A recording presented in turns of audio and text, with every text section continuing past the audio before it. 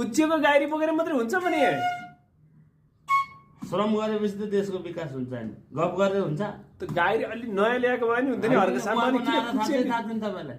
श्रम कसको हर्कको श्रम गर्यो भने विकास हुन्छ, कर्म गर्यो भने विकास हुन्छ। कर्म बालनको भिजन र मिसन कस्तो छ? बालनको भिजन र मिसन हेर्नुहोस् त।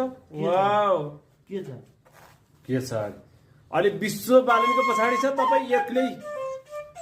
तपाईँलाई त्यस्तो लाग्यो होला, मलाई चाहिँ मलाई होइन संसारलाई मेरो अधिकारको कुरा हो कि तपाईँ ल्याउन भन्नु? मेरो अधिकारको कुरा हो, मेरो चोइस, मैले हर्क नै रोजेँ। ल तपाईँले भन्नुहोस् त हर्क साम्पाङले धरानदेखि आउँदा नयाँ गाडी ल्याएको भए पनि त हुन्छ नि, कुच्चिएकै गाडी किन बोकेर ल्याउँथ्यो भने फेरि त्यो मुख भाँचिएको यता एउटा उहाँको उद्देश्य हुन्छ नि त, उद्देश्य कस्तो उद्देश्य ल्याए भरि ल्याए अथवा यही ल्याउनु पर्ने ऊ ल्याउनु पर्ने भनेर हर्कलाई नै गरेर भन्नुहोस्।